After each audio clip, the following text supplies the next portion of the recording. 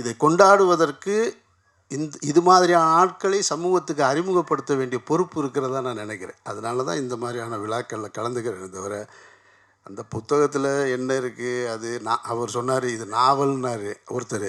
எனக்கு மூலம் நாவலுக்கும் இதுக்கும் உள்ள டிஃப்ரென்ஸே தெரியாது. அது ஏதோ இது சிறுகதையா தொடர்கதையா இதெல்லாம் நமக்கு அது சுத்தமாக அந்த ஏரியாவே இல்லை.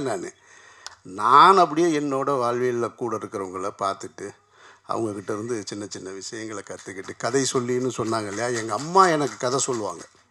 எங்கள் அம்மா ஒரு திரைப்படத்தை பார்த்துட்டு வந்து அவங்களோட கையில் இந்த இடத்துல படுத்திருப்பேன். அவங்க சொல்லுவாங்க, அந்த அந்த வருவான் பாரு, அந்த ஹீரோ வந்து நிற்பான் பாரு, வில்லனை அடின்னு அடிப்பான் பாருன்னொடனே நானாக அப்படியே விஷுவல் பண்ணிக்கிட்டே இருப்பேன். அவங்க ஒரு படத்தை பார்த்துட்டு வந்து அந்த படத்தை பற்றி எனக்கு ஒன்று கொடுப்பாங்க. அந்த பழக்கம்தான் இப்பவும் நான் சர்வதேச திரைப்பட விழாக்களுக்கு போனாலும் அது என்ன மொழியில் இருந்தாலும் பிரச்சனை இல்லை எனக்கு. நான் அதிலேருந்து ஒன்று எடுத்துக்கிறது.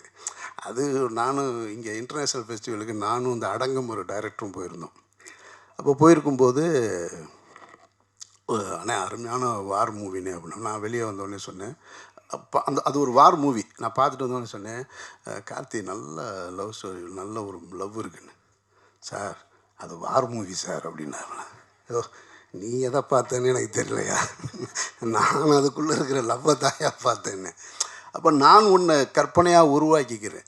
அதுபோல தான் இங்கே இருக்கக்கூடிய இந்த சமூகத்தில் இருக்கக்கூடிய அத்தனை மனிதர்களிடமிருந்தும் நான் உன்னை எடுத்துக்கிறேன். அவர்களிடமிருந்து சரியான சிந்தனை அல்லது நான் எனக்கு எது தேவையோ அதை எடுத்துக்கிறேனே தவிர பாசிட்டிவாக பேசணும், ரொம்ப பாசிட்டிவாக இருக்கணும்னு சொல்கிறாங்க. இன்றைக்கி சமூகம்லாம் பாசிட்டிவாலாம் கிடையாது.